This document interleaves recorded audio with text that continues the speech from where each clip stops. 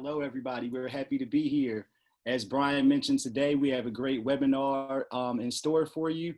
Some of the things that we hope we want to cover and give you the opportunity to hear firsthand from regulators all across the country in different jurisdictions. And we know that everyone will walk away with this, with some great information. So one of the first topics that we're going to discuss are what is social equity? Why should it be a priority as states and municipalities across the country consider legalization and around the country, but also what can be learned from these existing markets where they operate. Some of the other things we'll talk about are some of the most important issues concerning social equity programs and what's currently being discussed in each regulator's respective market.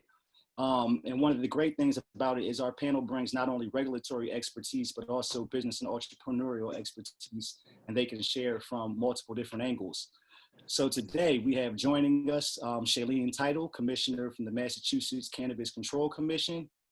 We have Nina Parks, Madam Chair of the San Francisco Cannabis Oversight Committee. We have Dashita Dawson, Cannabis Program Supervisor for the City of Portland, Oregon. We have Cheney Turner, Cannabis Regulatory Commissioner for the City of Oakland, and Molly Duplichin, from the Denver Department of Excise and Licenses Deputy. And I have my co-host, Roz McCarthy, the founder and CEO of Minorities of Medical Marijuana, to help me moderate today. How you doing, Roz? I'm good. Thank you for having me. On behalf of all the folks at M4MM, our leadership team, executive team, and all of our members and followers, I'm so excited. Like, this panel is so dope, so cool, the coolest people that you could ever think of just on a personal level, but from a regulator level, I'm excited about the guests that we have today. So let's make it happen, man. Let's do it. And I'm thankful. So bring everybody on camera, all of our guests on camera, and put your, take yourself off mute.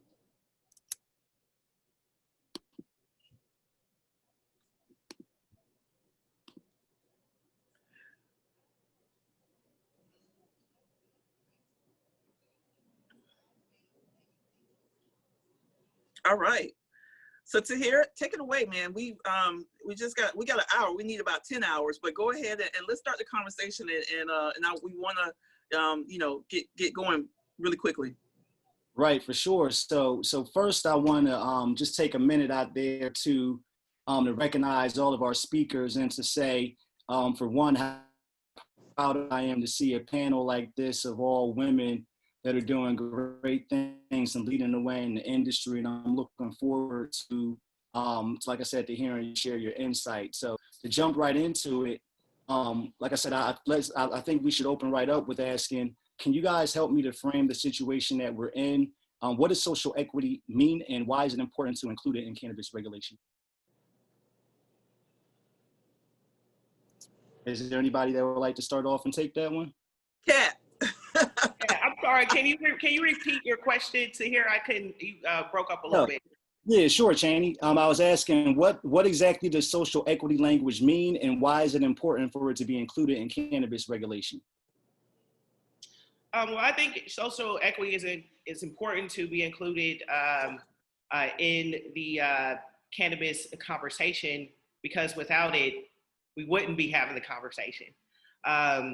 It's really holding the industry and municipalities, accountable for the inclusion of people that not only have been harmed but have been pushed out as well from the cannabis industry. It's keeping the entry equitable, and without it, like I said, we wouldn't be having these conversations, and we need people to continue to be active in discussing the importance of social equity in cannabis. Some people believe it's reparations. Again, I believe it's holding the industry accountable too. Right. And Shailene, I would ask, for you as somebody who's had a lot of experience even writing social equity language, how would you expand on that? First, I just want to thank you, Tahir and Roz and NCIA for holding this panel. This feels so historic. It is. Particularly on the East Coast, like I often get lonely. There's not a lot of people of color regulators there, let alone those who have formerly been activists. So it really feels like I'm with family right now, and this feels like a really important panel. So thank you for holding it. Yes, and even before you start, as the OG on the panel that's been doing this for so long, I saw you say yesterday that it was the end of that first term there. So thank you for leading the way and kind of setting this stage, for example, for especially all these awesome women of color that are, that are doing big things too. Thank you. Yeah, it's been Kat and I for a long time. And I think we've learned a lot of lessons that other states and jurisdictions are just improving upon. I can tell you that when we started, we didn't have a lot to go on, but what we knew for sure was that there had been harms, and those harms needed to be repaired, and that we needed to give people who wanted to be in the industry, who had been harmed, the tools to be on the same level as everyone else and to have a chance. So that's kind of how we defined it. But I think you've seen a lot of different models, depending on whether you're focusing on technical assistance or exclusivity, which is something that Massachusetts is unique to, which I'm very proud of, which we actually just expanded last week. Maybe I'll just briefly describe that, and then I'll open it up to others.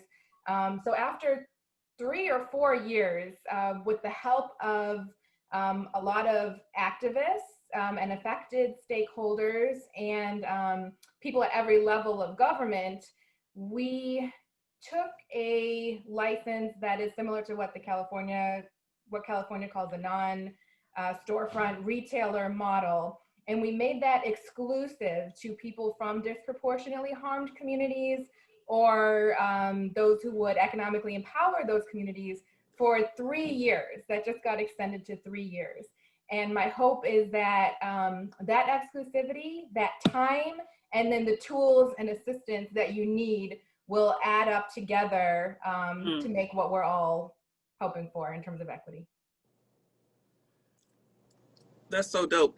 Kat, I know you are out in Los Angeles, and we can attribute California and Nina starting and putting a footprint from social equity perspective. Would love to hear, from you, Nina and Kat, your perspective on, I guess, the evolution of the word, the terminology, and why do we sometimes have challenges of, as an industry of trying to define it? It seems it's pretty complex in your opinion? Yeah, I think it's interesting to hear. I think one of the first questions that you had asked was kind of, where are we in this space? And I think if we look around right now, we know exactly where we are in the sense that there have been these inequities that need to be addressed systematically. All we have to do is turn on the news or walk outside to know the harms that have persisted and continue to exist in communities. And what we know is that our cannabis policies are outdated. They don't work.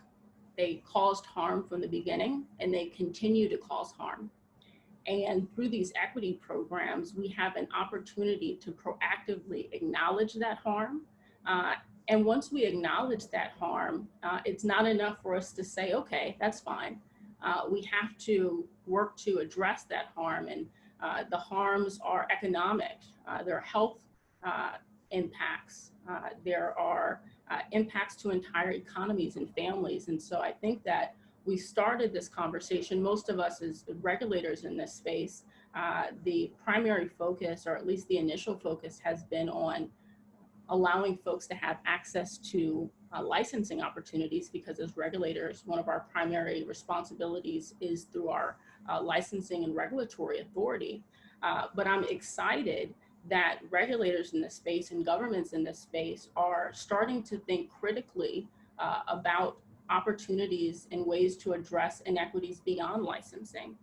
Because I've said this from the beginning, even if we create thousands of opportunities for businesses in the city of Los Angeles, which we will, that is not enough to address the harm. And again, absolutely related to the harms that we're seeing happening on streets today. And so I think that's part of the reason why we're doing this. It can be slow process. This doesn't happen overnight. I know that folks who are in this space and who are leading these conversations face challenges every single day. And it takes a collective effort at every single level of government, between private agencies and government agencies, to get this done. But this is part of our responsibility, because we can no longer say that we don't know. We know. Absolutely. Right. So, what's up, everybody? Nina Parks. I'm coming from Ramaytush Ohlone territory, also known as San Francisco, California. So part of social justice and social equity is also trying to practice land acknowledgements for peoples that have been occupied, like that we actually are settlers on their space. So also trying to put that into my practice. So Ohlone territory representing here. So social, I think one of the questions, right, was to define social equity and what does that mean? So for me, in the work that we've been doing out here, social equity means trying to get to a parity for everybody, no matter what color their skin is or what variable that they have that is uncontrollable to themselves, has the right to be human. Right. I think that in a very broad sense, that's what it is. Right. And we have laws and policies and authorities that have been empowered to create a world based on bias, right, and on prejudice and isms that can be controlled. Right. The things that people are being persecuted for or being oppressed for are things that are uncontrollable, whereas people's behaviors and the way that we choose to act as authority and use power in the world is something that we have choice on, right? So our social equity policies and the work is to really be intentional about how we choose to implement power and how we choose to heal from the way that power is implemented on us. Right. So the policies that that we're working towards, and it's really difficult, right, because it's like moving through, you know, the way that people were socialized, the way that people were empowered to act in a space and to hold power. We're trying to undo a lot of that learning and then reconstruct it. So yes, there's going to take time. It's going to take different iterations, and implementation is kind of like a fumbly process, but we are seeing a lot of improvements and we are seeing a lot of headway. And the fact that we're even on this call is True. Evolution, you know, so really, really empowered by that, and seeing everybody's faces is super empowering. And it is a transformative justice and restorative justice strategy. Right. And people need to remember that this is a strategy moving forward. And so we have to actively participate in the implementation of it. So that's my 2 cents about that. Absolutely. Right. I also really quickly just wanted to piggyback Nina, because I think she was speaking so much truth around the broadness of it. So just, you know, all power and respect to Shalene and Kat, because when you get into an industry like cannabis, where the laws and the regulatory frameworks are specifically set up to prevent certain groups from participating, you have to attack acutely what's at play. And so a lot of the initial work that they've done that we've built on has been very focused on the licensing piece. And, you know, in some ways that has been co-opted into the new affirmative action. But when you hear what Nina was saying, is that generally speaking, social equity is not just about cannabis. It's about having equitable access and equitable policies for all areas of government. And based on just our white supremacist culture, male-dominated, heteronormative culture, basically we've been normalized that that's actually not the way that we should govern. And that's not the way we should run businesses even, right? And I think we've had to kind of walk a lot of that back and unlearn a lot of the things that just we've been conditioned with. And for some people, it feels like, oh, well, you are now deliberately helping this group. And sort of this is where my logic starts to come into play. And I'm like, well, if we've deliberately for centuries marginalized, and definitely within the last 40 to 80 years, it's been a strategy to incarcerate and therefore set back communities so significantly. Like, real talk, our biggest leaders of change are still talking about those issues, yet none of them talking about cannabis legalization, so we can get into that, but they're still talking about those issues. And really, cannabis prohibition was the tool to maintain the systemic racism. We have now just a continuous story that we can tell there. Yes, then we have to be deliberate, we have to be intentional, because in some ways we're triaging a situation that the cannabis industry has now made an emergency, right? It's an emergency because we created laws and regulatory frameworks that did not have that intention. And so I feel really blessed that in this movement, in this time of now, that I'm following people like Shalene and Kat, learning from their triumphs, learning from the mistakes that have happened, and sort of just trying to figure out how do we capitalize on those insights to start to come together more collectively, be more of a chorus around what we believe social equity is. And yes, at the smallest level, it is impacting that individual and restitution. But we got to restore the community in which they were built in, and that they were bred in. I'm born of the tribe, I'm of the tribe. And so we've got to restore the tribe. And then we've also got to then reinvest, because that gap, just for Black folks, 60 cents on the dollar for every white dollar that is being earned, that gap exists because of cannabis prohibition. And so now we have to do a lot of triaging to close the gap. And that's what I feel is the broader look on social equity. Awesome. And I was going to say, I think you said something very important, and it actually brings me to a question for Molly. I know that you all just recently implemented some social equity standards there in Colorado. So for a place like that, which is one of the most robust and robust markets that's well established, how do you, take a market that's been up and going for so long and now implement these things like Dashita and Nina are talking about into the system as you move forward? Yeah. So, yeah, I mean, I think going back to one of your original questions around why it's so important to include this in legislation, I think Colorado is the perfect example of why it's so important, because if we don't address it now, we're going to build the system like we have built it in Colorado. And, we've done our research and we know who is, running the industry here in Colorado. And so we want to be able to change that a little bit. Or a lot. And so, yeah, Colorado passed some bills in 2019, creating an accelerator license. And right now they're going through the process of defining a social equity applicant. They're in rulemaking, so we don't know the final outcome yet. But what that means for us here in Denver is that we really want to be able to take the work that they're doing and build off of that by also then sorry, I'm getting a little distraction here from my son. So we also want to build off of that and take the definition of a social equity applicant and do what Shailene was referring to, which was, making those licenses in Denver exclusively available to social equity applicants. So we're working through those details as well, and are also going to figure out how to roll that out. We've also been doing other things, not just focusing on licensing, but also looking at other programs. Since the very beginning, we've been taking marijuana tax revenue and allocating it to after-school programs and other types of programs that assist with those types of social equity programs, and then also the expungement program that we've done here in Denver as well. So, Molly, I got kind of piggybacking on your statement. How do you also protect your intention by making sure some of the larger companies and some of the people that come and try to take advantage of an opportunity, and we've seen those challenges, and and this might be a Molly question or it could be for everyone else, for Kat and Shailene, and what have been your challenges of making sure that the system itself that you're trying to build is not taken advantage of?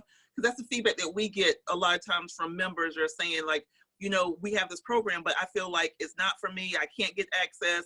Everyone that should not be a part of it, some kind of way figure out how to get a part of it.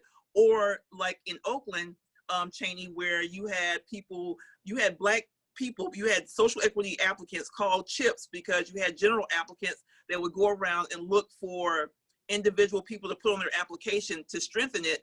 And they basically built their own brand and left the social equity applicants behind, and they're still holding permits and not really, you know, not even seeing the promise of the opportunity.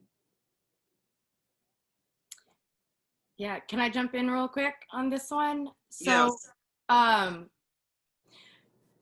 America has a huge inequity in education, period, for people of color, right? So that is the number one thing, right? Is the ability for individuals to be educated with enough language, examples. Like we don't have apprenticeship programs. We don't have a lot of like active learning spaces where an individual, especially an equity applicant, would like be armed enough with enough language and enough skill sets to know when they're being taken advantage of. Because $250,000 sounds really interesting for me to write my name on an application.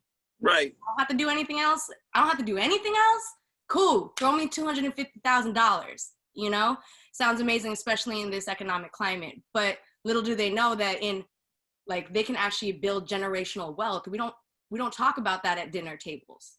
We don't talk about generational wealth amongst our friend groups. It's taboo to talk about money in social circles. So really that around not having that conversation as a regular piece of how to navigate has created the ability for people to take advantage. And the thing that sucks even more is that people know that and they will take advantage of it, right? So in regard, and like this is where I would love to hear from a lot of the other regulators is like, how do we as people in positions of power create safeguards, right? Because that's the idea for government, is to be able to kind of be the referee in that area. So what have you done and what can we still do? Yeah. I think exploitation has been an issue in cannabis since the beginning, especially exploitation of Black and brown people in this industry. Like Nina said, you have some people that enter the space that might not have the experience, you know, or the acumen to really understand what the language of some of these contracts, you know, really mean. Also, in states like California, in cities like Oakland, which is expensive to live in, even more expensive to start a cannabis business, right? Sure. And so a license is only one part of it. If you don't have the financial literacy, and also if you don't have the foundation of having some wealth to start off with, you're not being set up for success. And from what we have all seen and experienced, a lot of these general applicants aren't coming from places of integrity to build with the social equity applicants that they're partnering with, furthering exploiting people. Right. I remember a few years ago at an NCIA panel, actually, we were discussing this particular issue, and there was talks of maybe, you know, penalizing general applicants who are exploiting their equity applicants. Personally, I don't feel that equity people should have to depend on general, you know, applicants. That shouldn't have to be, you know, an option. Equity is supposed to be setting us up to be empowered for success, right? And so it should be more of a local and state, and when it goes to federal, like a federal responsibility to provide, you know, these resources. I know that, you know, Oakland has been taking some steps into making sure that, certain equity applicants can, be empowered. There's just been, a grant for an equity kitchen for manufacturers to use, which is really good because that's been a long time issue for people finding the actual space that they need to manufacture, their products. And there should be other, assistance by way of loans. Of course, I don't believe that grants is a form, of social equity, but really empowering people with the financial assistance that they really need, realistically, right? Before we start even talking about building financial wealth. You can't build financial wealth with $200,000. That's not going to, better our communities. And so we need to have some really substantial loans. And grants, more grants that's readily available through cities and states for some of these social equity applicants. Great. Right. And go ahead, Shailene. Shailene, yeah, because Shailene, just before you go, because you guys had a situation where it wasn't social equity, but you had a situation where even the diversity and equity and community engagement plans, if people were not adhering to them, that there was a license that was either penalized or what have you. But I would love to get your feedback, Shailene. Yeah, I mean, I think that one thing we've learned is if you submit a plan that has to do with diversity or positive impact, you have to be held to your own standards of following through on your plan. So that's absolutely something that we check and is a requirement of renewal going forward. But I wanted to speak to the aspect of kind of limiting domination and exploitation in a state. I think particularly on the East Coast, that is the most crucial aspect that I could share for other states, both legally and culturally. And I mentioned culturally because on the East Coast, there is serious stigma here. Even though we have very high cannabis use in Massachusetts, we haven't had dispensaries being part of our neighborhoods and culture, like since the 90s, like California. So there is a lot of stigma even among users sometimes. And that just takes years to get over before we're going to see municipalities and other officials treating this like they would any other industry.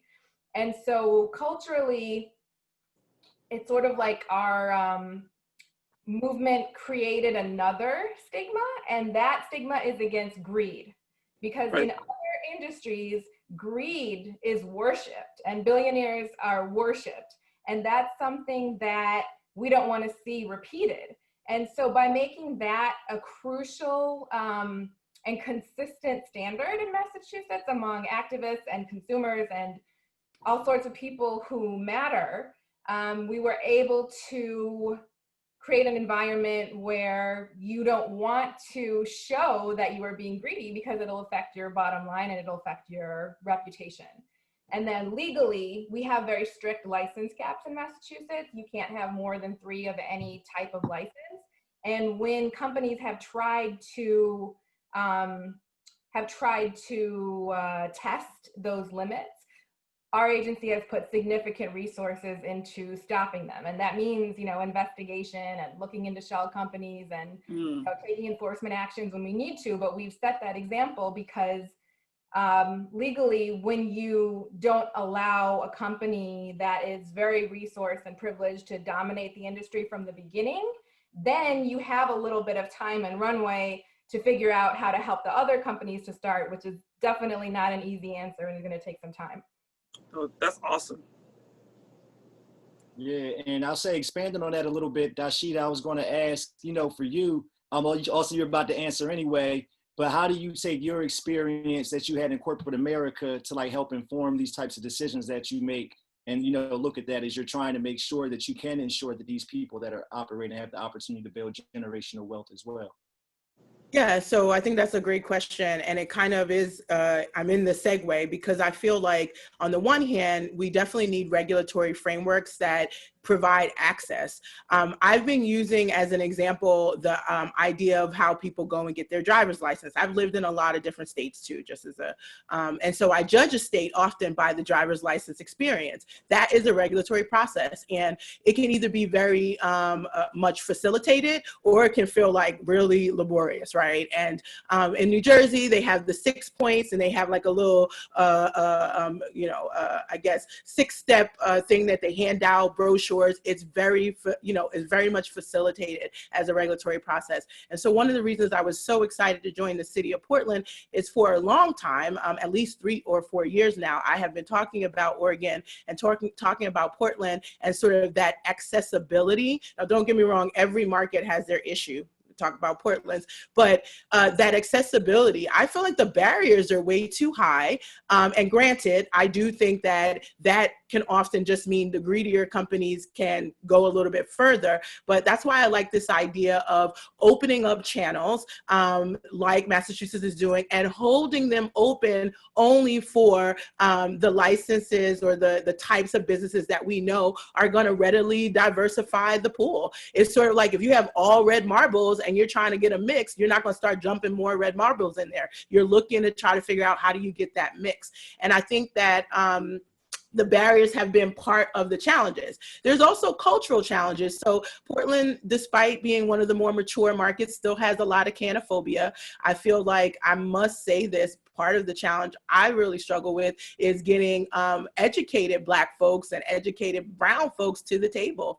I mean, even though education for some of our community is very much a barrier, real talk, in 2019, we found out that Black women were the most educated group in the country. We're starting businesses at a faster rate, and yet we still have challenges getting into the industry. And what I found is that because the industry is so much more focused on enforcement, it creates these loops and jumps and holes and creates more of the price point barrier for everyone to try to get into. And even with education, we still aren't with the access to that capital. I think Cheney called it out, and she said that loans aren't necessarily going to be what what is going to make equity. I think it's a combination. And I think from my corporate experience, it also doesn't mean that you only want one type of business. Most economies, most industries are really diverse. They're small to really large. You like the large businesses for those price points breaks at the consumer level, but you like that artisan craft experience for something that's a little bit more, that's, for me, it's more individualized and a higher price point potentially, and you're willing to pay for it. That exists so many other places, and the fact that we're missing that and we feel like it has to be either or in the cannabis space is something that I'm constantly bringing to the conversation. For this industry to actually survive, we actually have to start applying typical, I feel like, economic principles that, are applied in other places, not necessarily always perfectly. And that also, and the last point I'll say, is acknowledging that the legacy market is a real economy with real supply and demand. And essentially what we've done is try to, marginalize that further and further, in some cases over criminalize that or hyper criminalize that segment. But the consumers haven't moved over. And then the competition gets even sharper because you're not making as much money as you thought you were going to make.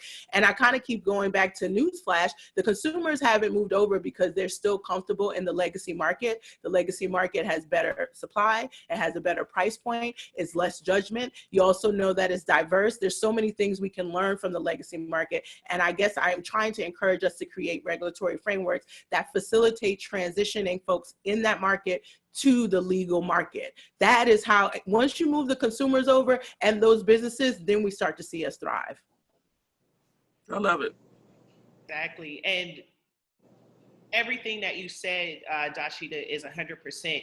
And one of the issues as to why we don't have as many allies as we need more allies in the space, people who are not in the industry per se, but consumers and patients and people to really take these conversations and normalize them, right? We're not going to get the support that we need on the federal level unless we can actually educate people on the ground about the importance of social equity. Communities, especially Black and Brown communities that have been harmed, have been conditioned to believe the hype and the stigma around cannabis. But when we actually discuss not only the health benefits, but the economic benefits that can really help our communities, people actually do have a different understanding, right? And we also have to remember that this industry has been made to condition us to believe that cannabis is bad, right? That it does harm our communities. But when we actually talk to our elders and other people about, again, not just the healing aspects, but how it can actually heal our communities, people will jump on board and vote in ways to where we can have more equitable programs and actually get some of this tax revenue into the communities where it needs to go. And so these conversations need to be more normalized and actually taken outside of our inner circles to gain that support. I also wanted to just quickly say, because I saw that someone said it seems like in any industry, if you aim to do the equity as an add-on, it doesn't work. And in some cases, you have no choice because you're coming in, and that, like in Colorado, real talk, just so much advocacy on the ground just to get them to start acknowledging social equity. Then we have a big movement and a push, and now we have it, right? And we're now defining it. So it's one of those things where we've been literally fighting for that for the last 3 or 4 years, in my opinion.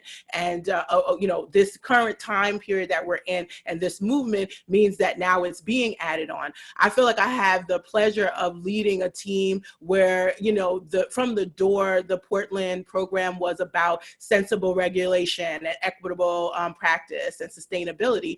And it was very loosely defined. And now we get to literally focus on the fact that we can build a regulatory framework that's intentionally meant to deliver on the reparative and restorative opportunities that cannabis legalization can build. That is our mission. And when you have that as the mission, then I think even though you're going through the rigmarole, we do license, we do compliance, we do all of the normal stuff, we can do so still with the mindset that equity and access and education are the foundation for how we want to roll out our programs. I'll also say the last thing, where they put the program is important. A lot of states we have watched year after year get put under liquor usually, which we can talk about that later, but at the end of the day, cannabis is medicine first and always, is not liquor. And then the other area is often taxation or the finance. So it tells you right away what they expect out of the program. In the city of Portland, the cannabis program is housed in the Office of Community and Civic Life. And I think that the difference means that we're looking at what are the impacts to the community. And while revenue continues to be driven, and Oregon is up 112% to LY on the cannabis tax revenue, we're still doing so with the intentionality that we need to drive equity in the space, and that's the foundation. It's really hard, I think, to do that when you're under the Department of Taxation and Revenue or under the OLC or the liquor, you know, commission. It's just hard, and so I feel almost blessed at that opportunity. And my hope is that we can create a benchmark or a model that can say, hey, this can be a regulatory framework, that's the delivery, that's the intention. Right. I was going to ask a question, and this is for you, Kat, so you can be able to make your point and then answer this question as well. So from a regulator's perspective, we talk about social equity, and we also mention social justice and how they are separate, but also together and entangled. As a regulator, how much do you see your hands touching the social justice issues and aspects when it comes to expungement and looking at laws that are in place right now? And so that's for you, Kat, and I know, say your point and then maybe share, and then of course, Molly and others, please share about the social justice aspect. Yeah, I appreciate the question. I wanted to comment on something that Dashita said about the tax revenue, because I think it's critically important. The questions that you ask in the beginning of why we're legalizing cannabis in the first place, they're going to just drive decision-making later on. And so I get concerned when, you know, regulators and governments are trying to figure out, you know, what they're going to do to solve an economic crisis that they're in. And the response is, let's legalize cannabis. I think that that's absolutely the wrong approach. We can't come into this space trying to figure out how much money we're going to make if we first are acknowledging all the harm that's occurred. That's where that investment has to go.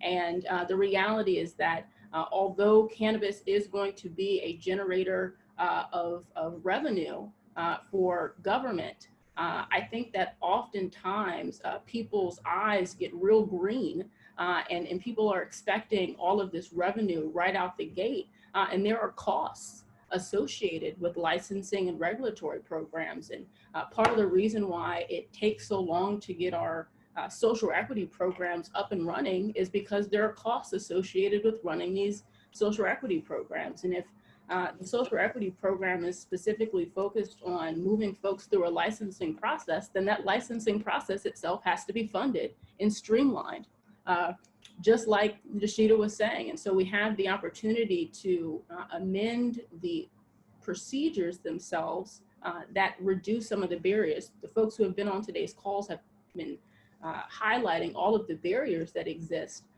for equity applicants. And the reality is that the cannabis industry as a whole is experiencing barriers because of federal illegality. And those are just compounded experiences that communities on the ground are facing. And so, you know, when the cannabis industry says it has a lack of access to capital, just imagine what those experiences are for folks who have been impacted by the criminal justice system. And so when you ask what the connection is or what the nexus is between social justice and these cannabis policy reforms, I think that the nexus is clear. And I think that that's part of the reason why I'm encouraged by regulators in this space, recognizing that we have an opportunity.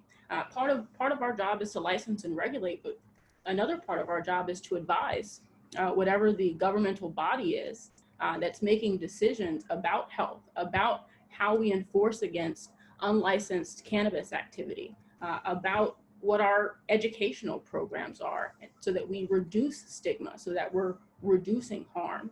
And I think that particularly right now, the moment that we're in right now, you know, September 1st of 2020, more than ever, we need leadership to acknowledge the harms that folks are experiencing and the nexus between this health crisis that we're experiencing right now and the nexus between the racial injustices that communities are experiencing right now. Cannabis needs to be a part of this conversation. Also a health and economic and enforcement crisis in this country. And so part of the reason why, and I know the folks who have been activists in this space and who come into these roles, part of the reason why we're in this movement and doing this work is because we recognize this nexus. But again, it's going to take this collective effort of us trying to figure out where the inequities exist. And that means that we need to have data. And I can tell you that we're not collecting enough data. We need to be understanding what the demographics are in the industry. We're just starting to collect that information in the state of California. We need to understand what the health impacts are. I'm very curious to know, and I saw a study come out not too long ago, you know, disparities in arrests continue or have increased. Sometimes arrests are increasing. Like folks have mentioned, the cannabis industry wants to see a reduction in illegal activity. So they are lobbying for enforcement. And if we're not having these conversations where we're centering equity, we're going to continue to see inequities. And so I think that folks who are in this space, we benefit a lot by sharing our experiences, and there are lots of lessons learned in this space.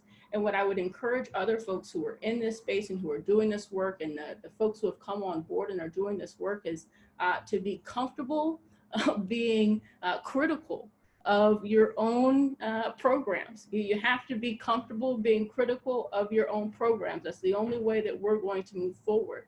Folks have to be comfortable, in a sense, being dissatisfied. And I don't think that it's a conflict for us in this space to be proud of the accomplishments that we've made thus far, to be ambitious with the visions that we're setting for these programs, and at the same time walk away completely unsatisfied with where we are today and the work that needs to get done. Awesome. And then Kat, can you just on the social justice aspect, you said that you're an advisor as well as creating regulations. how is that from the expunging and clearing of records and individuals still being incarcerated? What else can we do what can you do as a regulator, as an advisor, state by state? Not only you, but the other regulators as well. Yeah, I mean, I think the reality is that we serve as the kind of portal to this apparatus of systems, right? Right. Regulators are connected to this government apparatus, and whether it be connecting with, for example, the police chief about enforcement, connecting with directors of public health about how do we acknowledge and identify health disparities. I think that we are a part of this network of folks who are either in power or community leaders, and we have the opportunity to facilitate these conversations. I think that one of the things that we're going to see around the country, and I know that other states have done this already, but for example, right now in the city of Los Angeles, we have this racial equity initiative. The mayor has issued an executive directive on racial equity. And I know that they've recently created a Department of Race and Equity. I know that the city of Oakland has a Department of Race and Equity. So we work with this Department of Race and Equity to facilitate conversations about how we move forward with different policies to allow us to address things like the disparities that continue to exist. I think that we're going to be able to move this conversation forward. The last point that I want to make, because I have to acknowledge that the city of Los Angeles now has some license exclusivity for our social equity applicants, and it was a hard-fought process to get to this point. And I say it because it's never too late to begin to work on these initiatives. I think it becomes easier if folks are doing it from the beginning. But here in the city of Los Angeles, we just recently went through this comprehensive reform of our cannabis procedures ordinance to make the process more streamlined so that we didn't have as many barriers, to develop a financial grant program so that we can make $5 million intentionally in grants available to social equity applicants, not loans, but intentionally deciding to provide grants to social equity applicants. We've been able to partner with the Los Angeles County Bar Association, and we'll be making legal services available to applicants. So when we have this conversation, and even just particularly about licensing, I know that folks like to say, and this is me being critical of our program, but I know that folks like to say that we have social equity programs. But if your program doesn't allow for access to opportunity, what is that program? If your program is not actually eliminating barriers to allow folks who have been impacted to participate, and because I've heard folks say, well, we have a social equity program and we get 15% off the licensing fee. That's not a social equity program. Right. It's not. And sometimes I walk away, looking at our program and knowing that we can and should be doing more. And that's an active process. And I just encourage folks to lean in to get comfortable with the work that needs to be done, because there's no substitute for that work. But the more people you bring into it, the more we're going to be able to get done. Yeah, Absolutely. Can I hop in real quick too?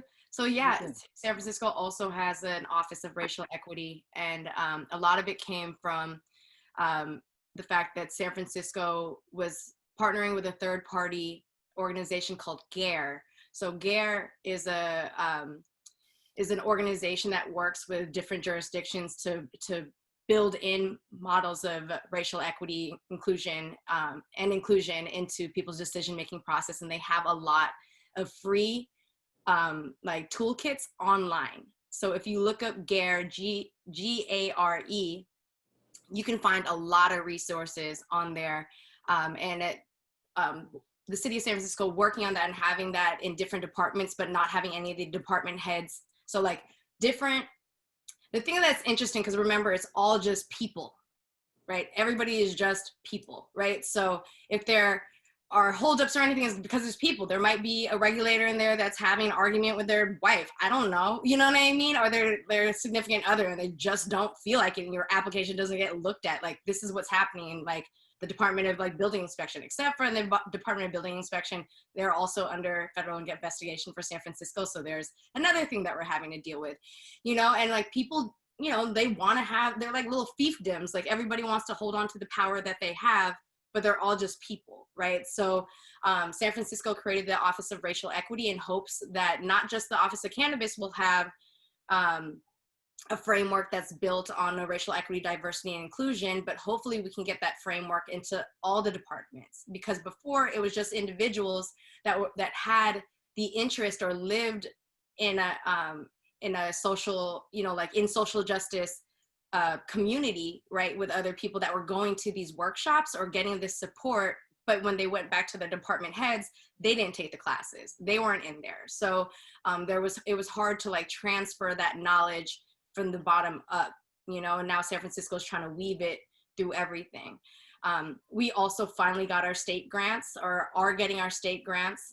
So we're able to we decided also grants, not loans. Eventually maybe loans, but grants first, right? So we are allocating 100K in compliance grants to people that are sole proprietors. So people that did not take on major partners, you know, so these are like 100% ownership equity applicants. They get access to 100K in grants, in grant money.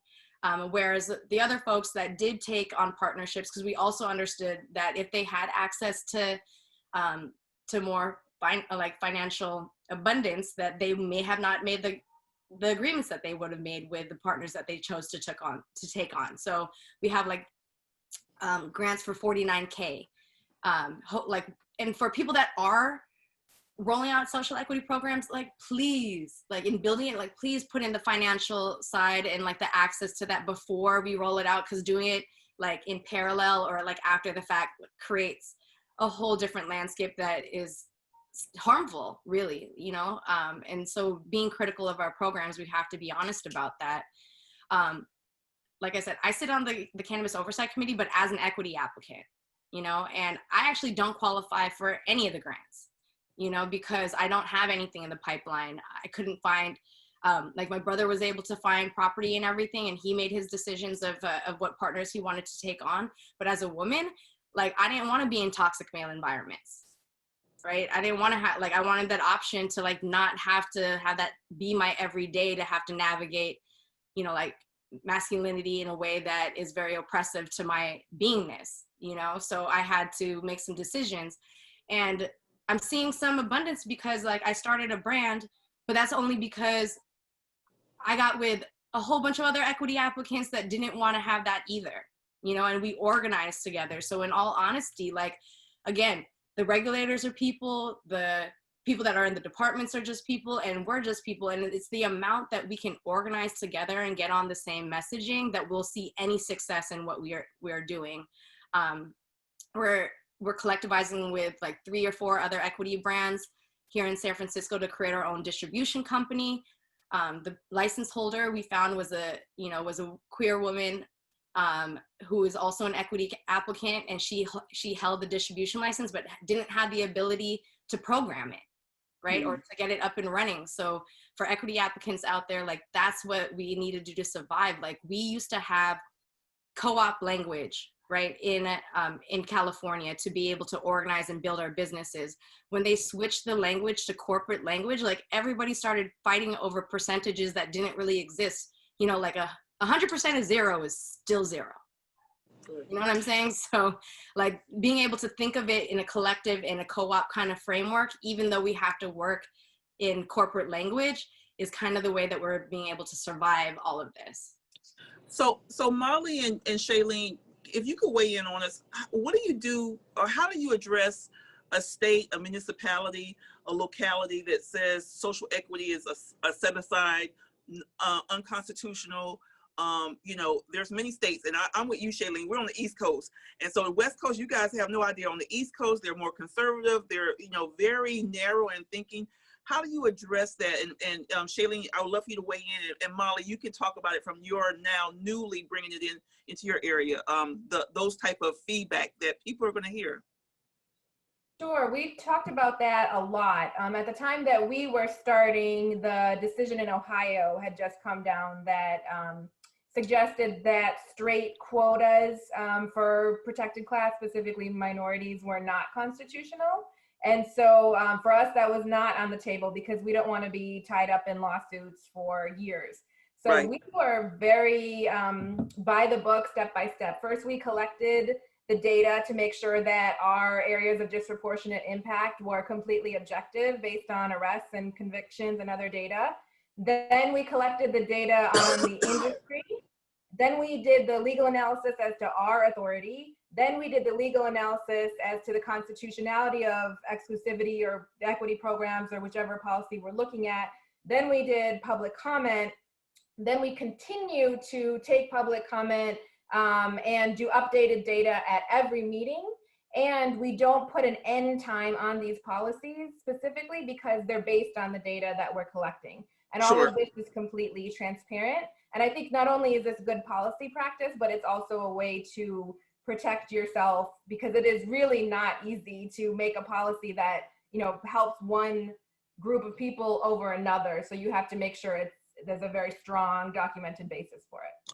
We would love to get that kind of breakdown and share it with our audience afterwards. I think those are some really key points. Molly, your thoughts?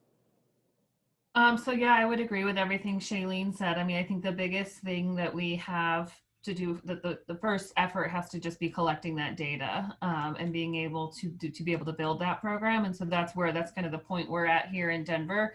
And I feel really thankful that people are listening to this conversation here in Denver and in all around Colorado. And so we don't have to convince anybody. People are very open to the conversation and are ready to make the changes that are necessary. So, but again, we have the data and the information to back up our program. Sure. And then as we pull those details together of what the program, I mean, in implementing it and rolling it out is going to be a whole different conversation as well, right? Like we can have these conversations and we can come up with these ideas, but we have to roll it out and we have to get the industry to participate and support our programs as well. So getting through that challenge is kind of what's next. Great. Right, and I was also going to ask, also to kind of piggyback on something that Kat said about the importance of being critical of your own programs and knowing where to celebrate your successes, but also realize the need for improvements. I think a question that I hear often is, what is the perfect social equity program that we should be looking at? And I think the answer is there are elements from each different program that are things that you should take as people are looking to implement these. And even Molly, like I said, for you, you've had the benefit of seeing these played out a lot longer. As you all look at like your current existing programs, like if there were one thing that you would say that you would recommend people should take as they look to build theirs, what would you say that it would probably be if there were anything at all? So unfortunately, go ahead.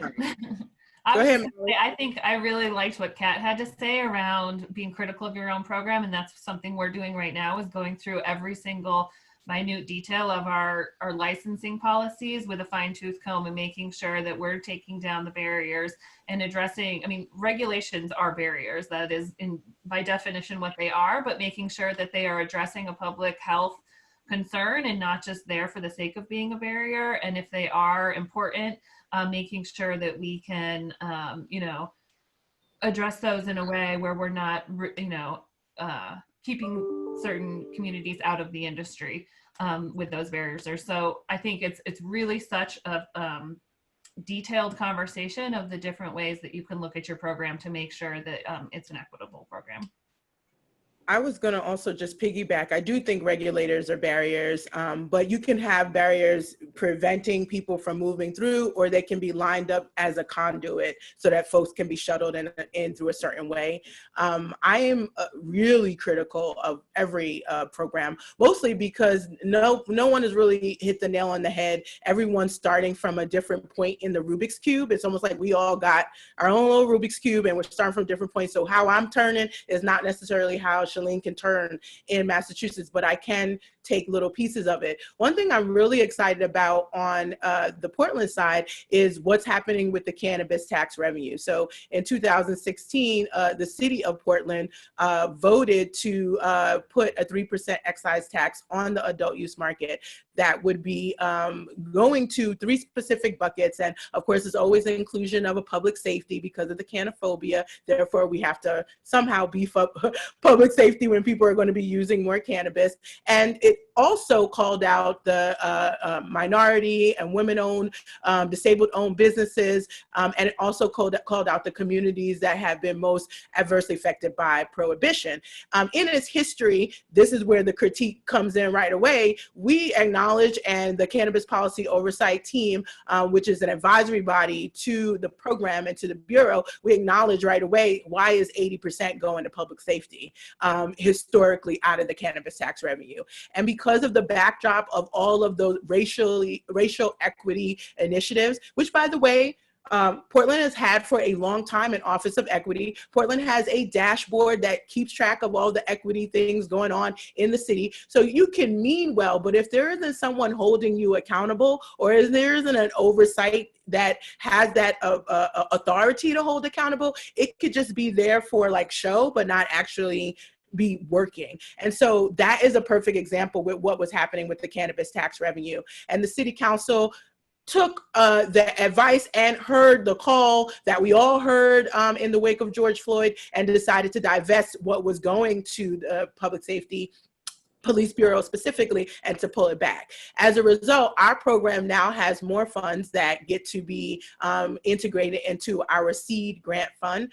SEED stands for Social Equity and Educational Development Initiatives. Literally just named it as I started it because it existed, but no one called it anything. And one of the things I feel is important about the branding aspect is that there are a lot of people in Portland that are not part of the cannabis economy. They do not patronize the retail shops, but they did vote for that 3% excise tax. And so this is an opportunity for them to be empowered to support the cannabis industry, because their general political, progressive views feels like, yes, the cannabis tax revenue should be used to revitalize these same communities. It should be used to improve the number of small businesses and Black and Indigenous and people of color own. It should be used in that way. So our SEED grant fund is not specifically for social equity applicants. And in fact, it's not specifically for cannabis applicants at all. It's really for the communities. It's for those neighborhood,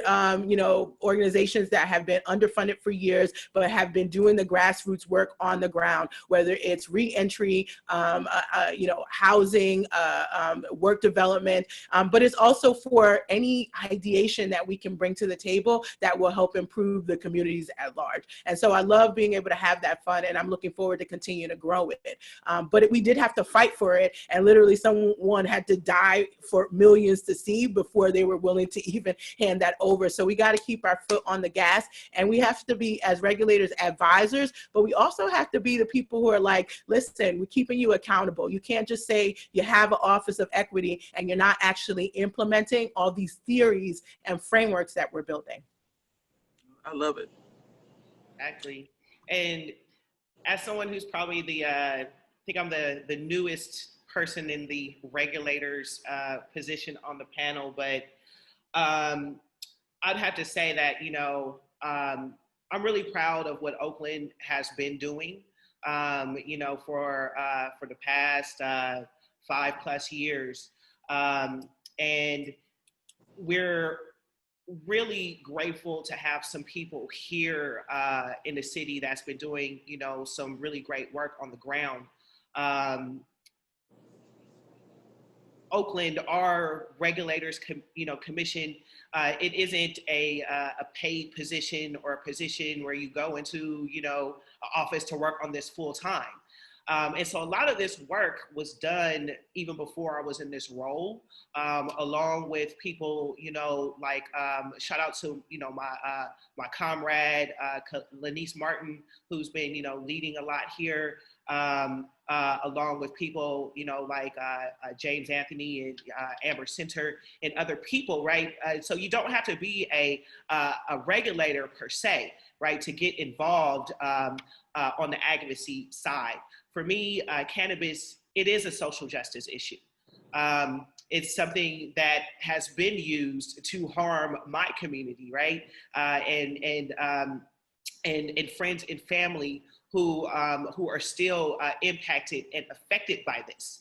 I also want to highlight for people who might be on the call, for folks asking about involvement and incarceration and expungement, to make sure that you research and sign the MORE Act. That's important as we are, going into, this election season. But for Oakland, I feel that we do need a dedicated full-time department that is working, on cannabis equity. There is talks, about that. One thing that I am really proud of, last year we were able to get the cannabis tax rate passed. So businesses that, make $500,000, or less can receive tax breaks. And I bring that up because it's important, because not only does that help equity businesses, but it helps small businesses, small cannabis businesses also. Right. And it's a model, like Nina was saying earlier, equity isn't a cannabis issue. It is something that can be used not only for cannabis, but a model for small businesses in general. So here Economic issue. So here in Oakland, we're talking about, economic recovery and helping small businesses during COVID. And they've actually been using that particular model in some meetings to help small businesses.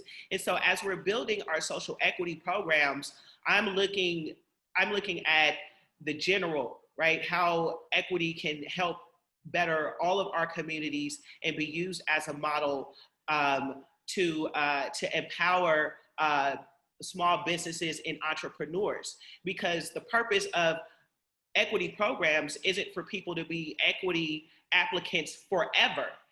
We have to make sure that we pass these policies so that people can actually grow to the next steps. To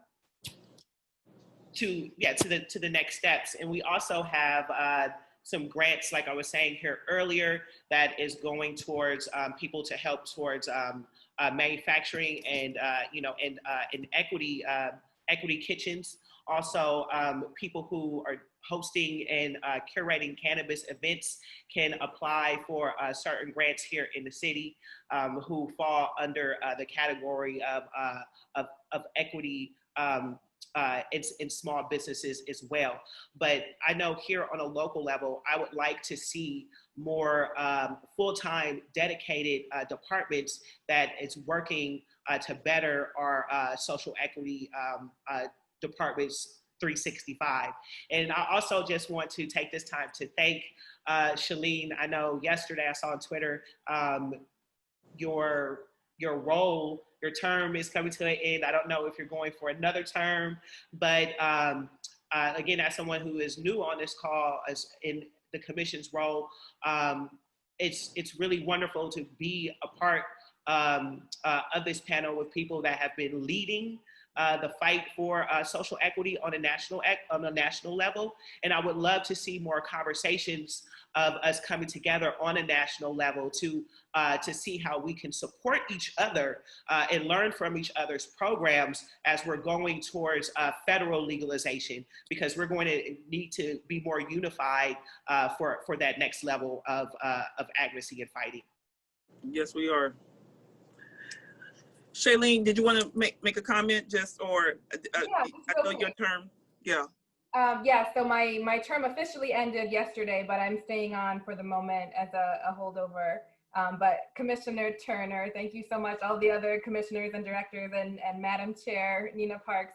I think this is absolutely correct that we need to all be on the same page, both to learn from each other and as federal legalization is approaching. And for a closing comment, I just wanted to very briefly mention to people who might be watching this and thinking about how to interact with regulators, that you should think of it as a long-term relationship, because if you have credibility and you're a liaison to people on the ground and you're informed, you will make an impact, but it might take years, and as a regulator, you have like 100 things you want to do and you can only focus on a few at a time, but keep at it.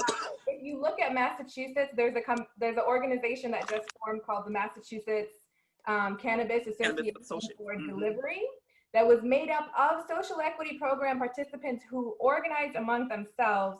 They were so authentic, informed, prepared. You know, they had their spreadsheets, they had their campaigns. And if you're thinking about how to be persuasive to regulators, it's a great association to look at. Yeah. Before we wrap up, I have a question that's kind of near and dear to my heart from a healthcare perspective, and it's for everyone. You can weigh in. How do we make sure when we talk about social equity, and you know, social equity also contains the conversation about health equity, right? Because post COVID-19, our Black and Brown communities were spotlighted of showing that there is a health inequity issue across the board, just outside of cannabis.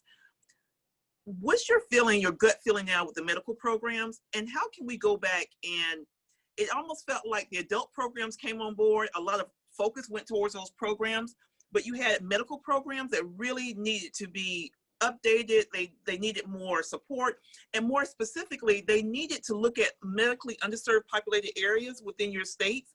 How can social and some of these social equity applicants come from those areas?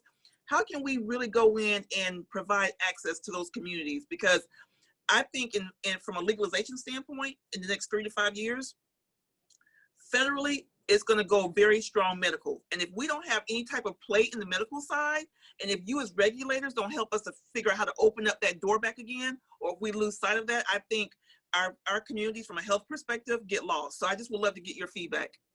Yeah, I think for California, since we were able to get the compassionate care put back into the way that we're able to serve our public, that's really been a huge, huge help. So different businesses have been able to donate cannabis.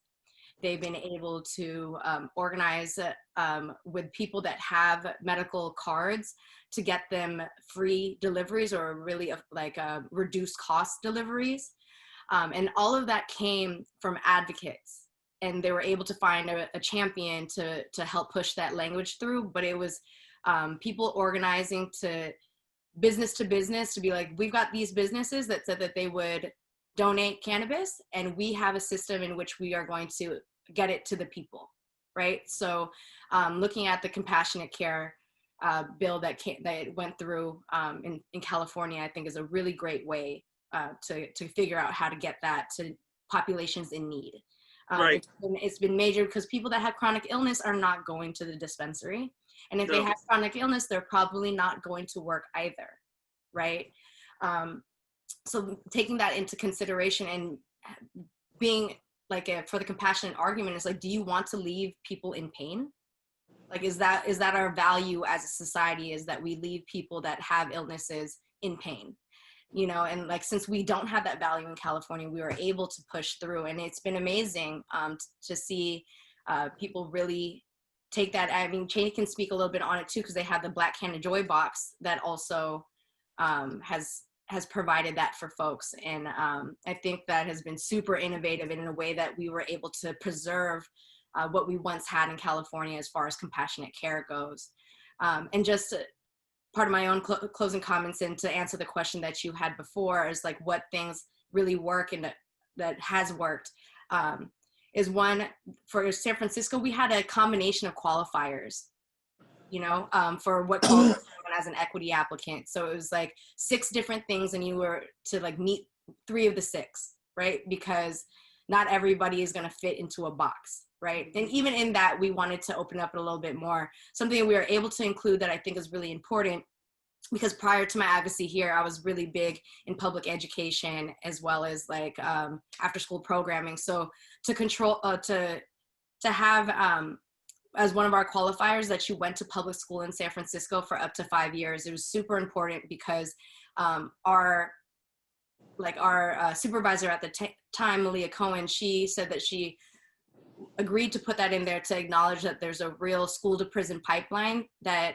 exists for brown and Black students. So being able to have this overlap of social justice work and being able to weave it into the strategy in other areas, it was really important. The set aside of licenses, I think was amazing that Massachusetts was able to do. but something that we were able to do in San Francisco, and it came very organically, but it was through the requirement that that general applicants that wanted to cross from medical over into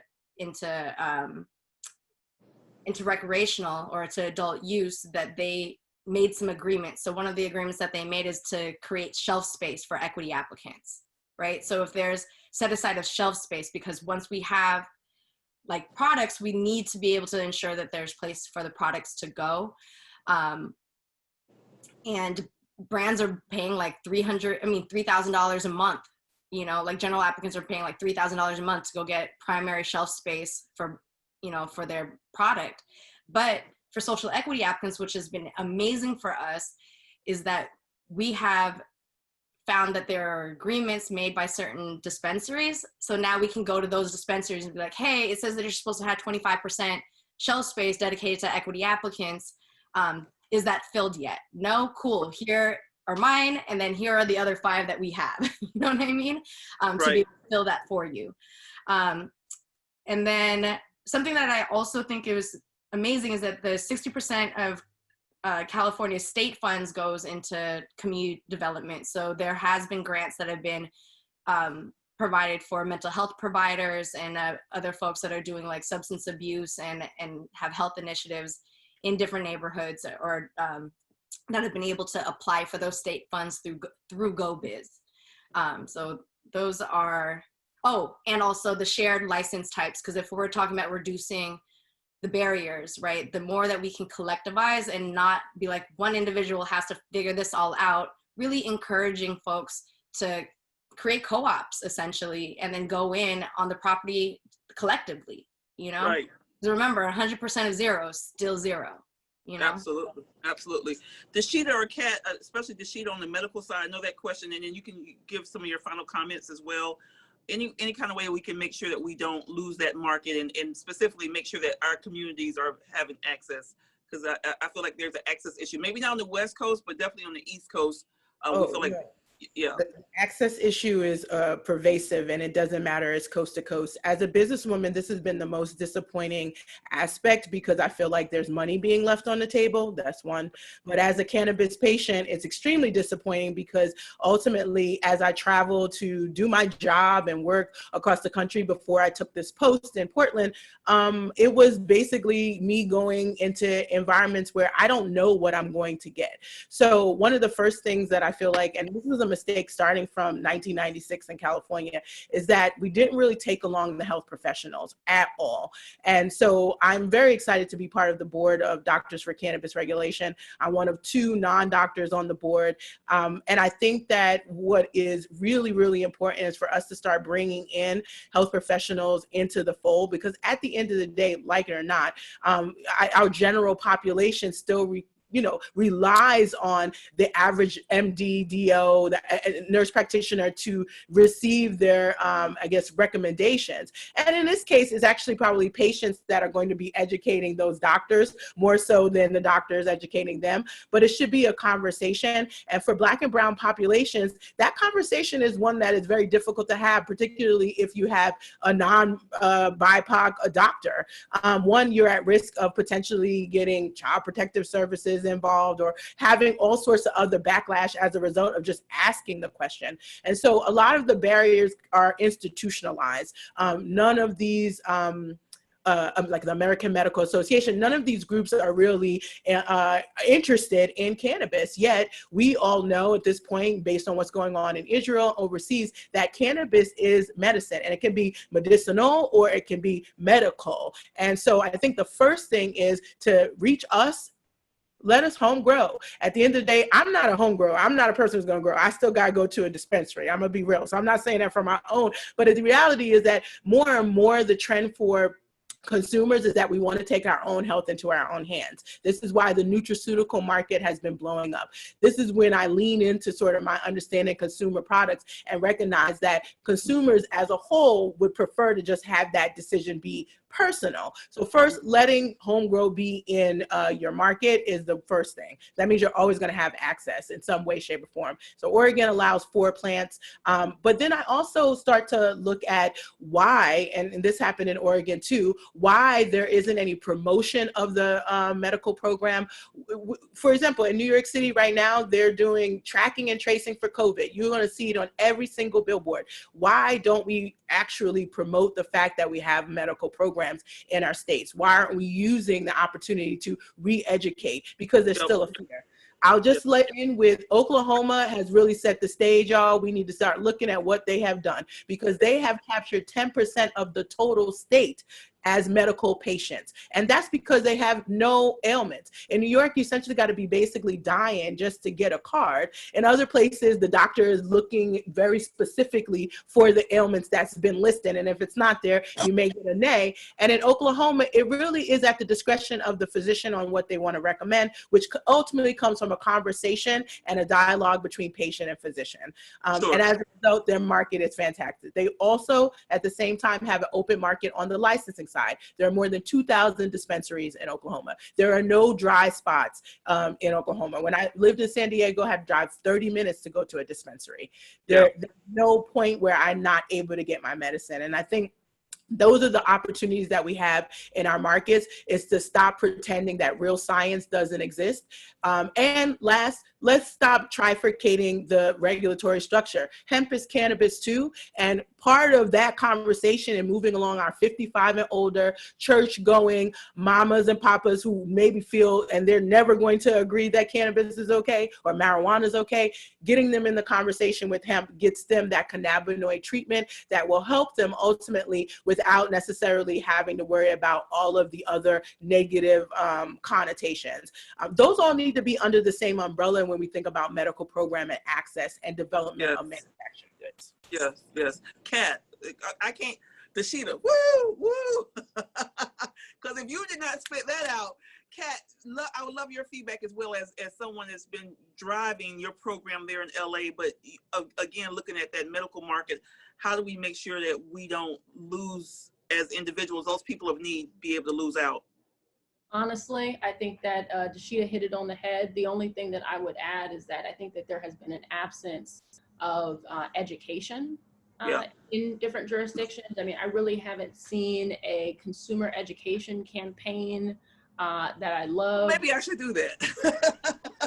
No, and it has, people should be participating and contributing to these conversations. I think you do an excellent consumer information campaign, Roz, because just consumers and communities of color and folks who are culturally competent need to be leading these conversations. And I think that we're still in a place, whether it's West Coast or East Coast, where certain leadership still stigmatizes cannabis.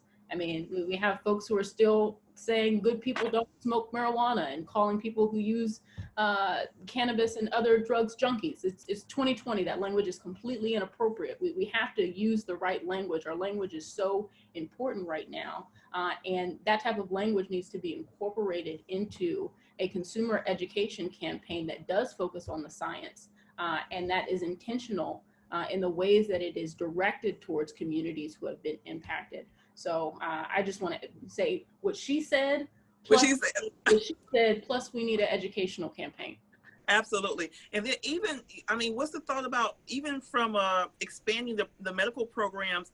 Think about New York, Pennsylvania, New Jersey, where maybe expanding it where you have micro businesses for social equity on the medical side. And because I will tell you this, my good friend Wanda James, so Wanda, if you're listening, shout out to Wanda James.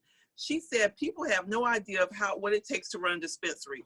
She says, if I had the opportunity to come in and run my dispensary under a medical program and learn matrix and learn all the stuff I have to learn to figure out how to manage it and to do it at a level that is not so overwhelming and then be able to transition to the adult side of the market, that's not a bad business model to follow. And I want to see more successes and more folks operational for long-term versus still trying to struggle. So that's just my feedback and comment. And we also have to make sure that we are positioning ourselves to protect patients as we move towards federal legalization. Yes. Everything that Dashita and Kat said is 100%. One thing that I do want to add is that we're going to have to advocate to keep these taxes low. because they're going to use federal legalization to bail us out of this economic shitstorm that we're currently in because of COVID. But as we are all experiencing in our own states, is that our people are, of course, being priced out into entering into the space. But here in Oakland, you know, there's an eighth can run you about $75, you know, after tax, depending on where you're going. And so as we are, and one thing that is really disappointing in this space, you know, I entered in cannabis as a medical patient.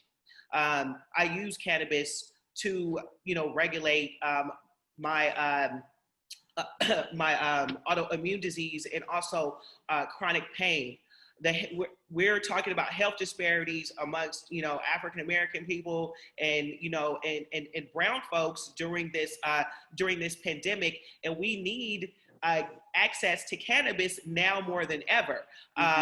We're suffering with depression, PTSD, and anxiety. And anxiety and all types of other issues that are being heightened at this moment.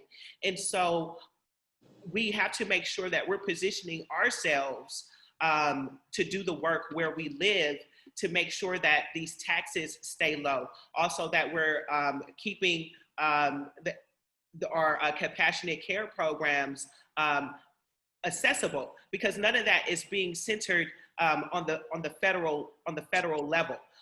Medical programs were not created to heal people. As we see on the East Coast and other places, it still is only offering access to people who have the money to get the medical marijuana that they need. And actually, it's not even access to the entire plant.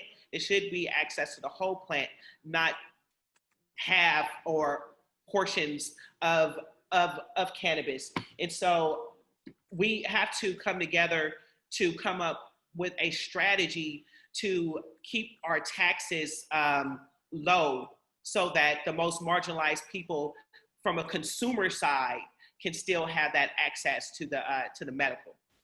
Absolutely, absolutely. Tahir, I mean, we are almost out of time. I think we've addressed so much. I want to leave the last thoughts with you, or any questions that you have. No, yeah, we are. I just want to say for everybody out there, I'm sure y'all are in as much listening to these brilliant women speak. So I'm just really happy that we had the opportunity to do this. This is just the very first of many conversations that we're having, and I'm thankful for the opportunity to have been able to put this on, and for all of you all to have joined. And thank you to you, Roz, for helping me to moderate this. Blessings, brother. Blessings.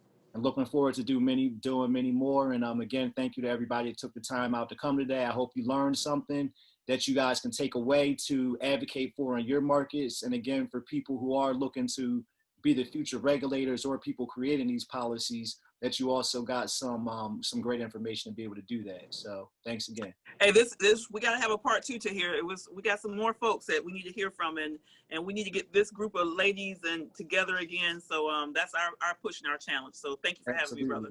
Yeah, we're definitely going to do that, and talk to y'all soon. Y'all be cool. Peace.